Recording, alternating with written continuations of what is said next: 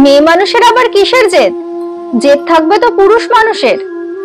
মেয়ে হয়ে জন্ম নিয়েছো মানে তোমাকে সবকিছু মুখ বুঝে মেনে নিতে হবে, সবকিছুতে তোমাকেই মানিয়ে নিতে হবে। ছোটবেলা থেকে এটাই শেখানো হয়েছে।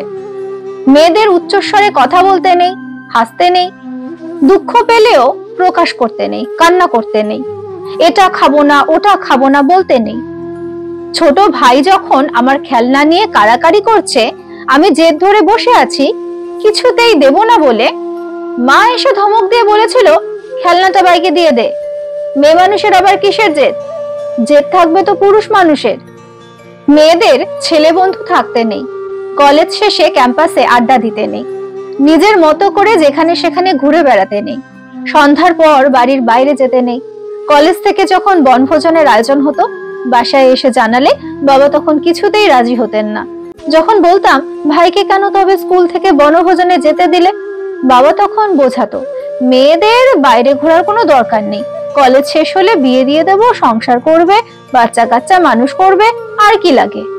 ছেলেদের রোজগার করে সংসার চালাতে হয়, তাই তাদের অনেক অভিজ্ঞতার প্রয়োজন হয়, সে কারণেই এখানে ওখানে একটু ঘুরে বেড়াতে দিতে হয়।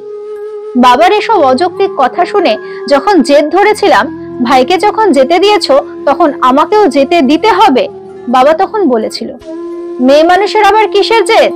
জেদ থাকবে তো পুরুষ মানুষের। সেই আদিকাল থেকেই মেয়েদের জীবনটা একটা ধরা বাঁধা গণ্ডিতে বেঁধে দিয়েছে আমাদের সমাজ। আজও সেই ধারাবাহিকতাতেই চলছে, টুকটাক ব্যতিক্রম ছাড়া। সারা দুনিয়ার দিকে তাকালে দেখতে পাওয়া যায় মেয়ে মানুষ আজকের দিনে দেশের প্রধানমন্ত্রী, স্পিকার, শিক্ষামন্ত্রী, পাইলট, ব্যাংকার, বাস চালক, রিক্সা চালক, আরো কত কি। ছোট থেকে বড় সব ধরনের কর্মস্থলেই যখন মেয়েদের ভূমিকা, তখনকার সমাজ ব্যবস্থায়ও অনেক ঘরেই গৃহবধূদের শিক্ষা জীবনে বাধা। শিক্ষিত মেয়েদের বরের মুখ থেকে, কখনো কখনো শ্বশুর শাশুড়ির মুখ থেকেও শুনতে হয় তোমাকে দিয়ে চাকরি করাবো না, এটা আমাদের ইচ্ছা। আমি আজও বুঝতে পারি না একটা মেয়ে বিয়ে হয়ে যাওয়া মানে কি, কারো সম্পত্তি হয়ে যাওয়া।